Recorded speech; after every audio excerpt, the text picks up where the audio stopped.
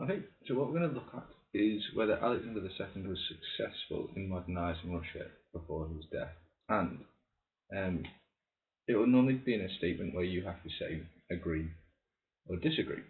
So, firstly, we want to have a look at what modernising possibly is. So, you have to have a think about what makes a modern state. So, I guess you could split it into, if we're going to be using kind of examples like society, like emancipation of the serfs, or education, and possibly local government, what would it look like in that instance? On top of that, if you're talking about the economy as well, what is a modern economy going to look like? So, for the first part, if we just look at this idea of what modern is, and this could form maybe the basis of your introduction to coming off there.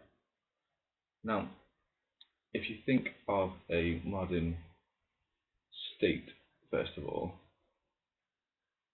it's probably going to be quite democratic. People are going to have a say. Individuals are going to really count. That's a voting box there. So a modern state, in my mind, is democratic.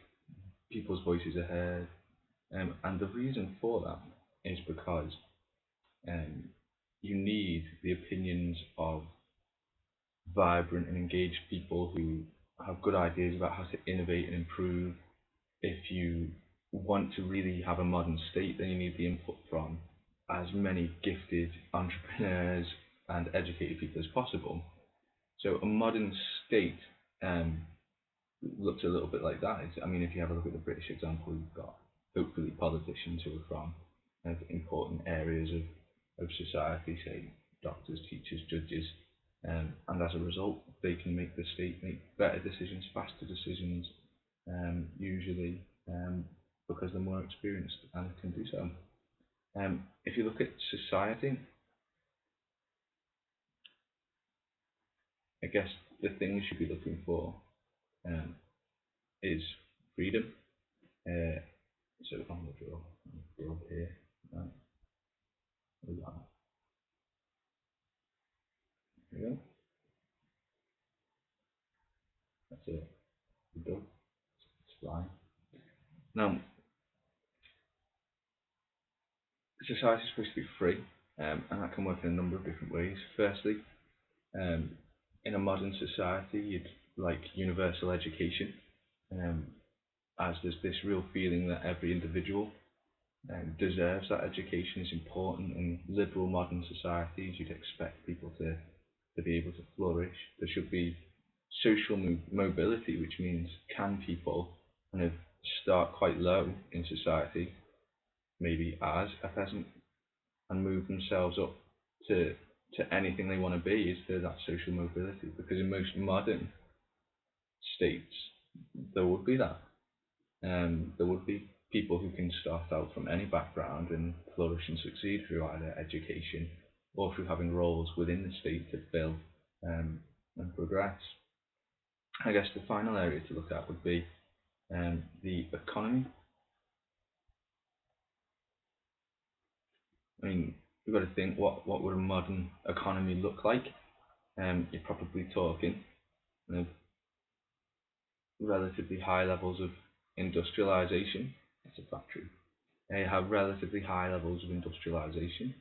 Um, the economy would provide the workforce with jobs and the ability to, again, link with social mobility, where you'd be able to start a job and succeed and flourish. And the economy would usually be in areas such as maybe heavy industry, would you say, if you think back to what we were talking about, wheat and such. So if that's our idea of what a modern country is, the focus of this essay has to be, well, how far is this true of Russia because of Alexander II's reforms? So I'd suggest in your introduction, that's what you do. So your introduction is saying, well, what in your mind is a modern country? What would, if we were comparing Russia's kind of modernisation efforts due to Alexander II's reforms, and how far has it met those ideas of what a successfully modernised country would look like. So you'd outline that in your introduction, and of course, suggest what your point of view is. So that's the first thing. Now, moving on from that, you need to think about your structure. So if we move this down here a second. So you've probably seen a plan, and it's very similar to the plan that you've done already, where you've got a section for your introduction, and then you've got two paragraphs. So, and then you've got a little conclusion.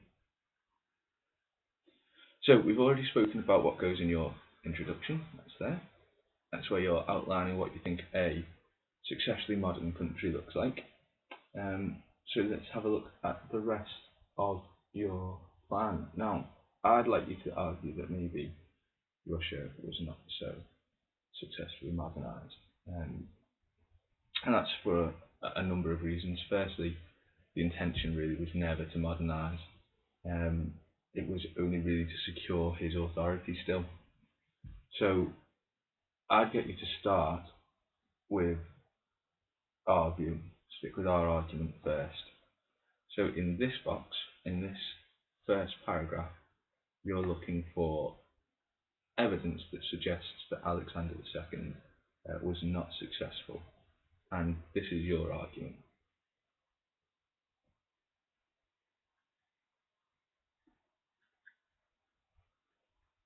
Not successful. And what you'll be looking for is at least 4 bits of evidence that get your view across. So 4 clear examples explained for what isn't successful about Alexander's kind of moves to modernise Russia. And then, of course, in the second, it's the opposing argument, and to say he is successful in modernising, and just put 3 for that one there. And that's suggesting, well, in some ways the economy was modernised, give us your 3 examples, and then in the conclusion you say why you are still right,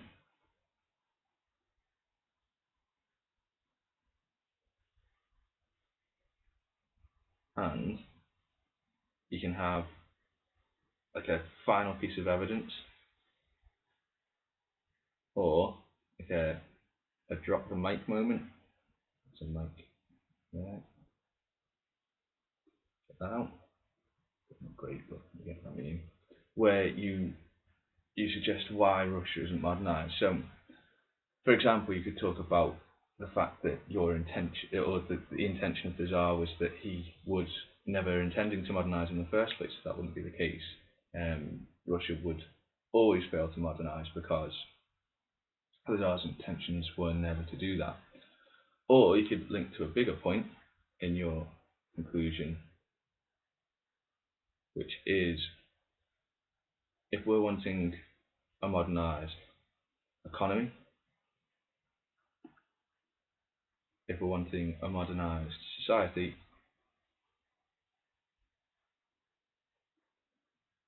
well, we'd have to have a modernised state. The problem in Russia is that it's an autocratic state, and that is never going to change. So you could link to the idea that for as long as the Russian state doesn't modernise, then Russian society and the Russian economy won't modernise either. And your evidence will bear that out. You know, when you talk about the counter-reform and such, that's the approach to take with maybe your conclusion there. But that's like a drop the mic kind of idea. How you phrase that would be up to you. Anyway, all you have to find into that is the evidence that you need. So I'll leave that part over to you, but just to summarise, in your introduction, make sure you outline what you think a modern state is supposed to look like, and of course answer the question whether you think he did or didn't modernise, and I'm saying he didn't. the structure for your paragraphs, it's two main paragraphs with an introduction and a conclusion. In the first paragraph, you're saying that he wasn't successful, and I don't know, you might want to use maybe local government reforms failing, in that only 43 of the 70 provinces, for example, had a Zemstva. Might want to use that, or potentially you could use the emancipation of the Serfs Edict, or education, or I mean, there's plenty of evidence there. You just need to find at least 4 examples that cover it. You then say, however, it could be suggested that Russia did successfully modernise. I mean, in that instance, maybe look at the military, or another area where it shows it, even judicial at times. But remember, it would only ever be partial because of the volosts still being established. And then you go to your conclusion where you outline the fact that you are still right. All of the reforms that were kind of brought into effect were limited, and would eventually, due to counter reforms, be overturned anyway.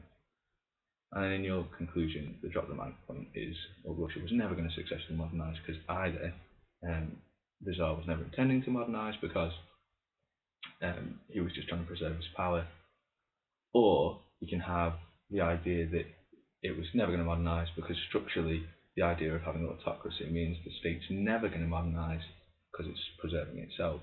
And if you don't have a modernised state, then it's very, very unlikely to have a modernised society and economy. So Russia would ultimately fail to modernise.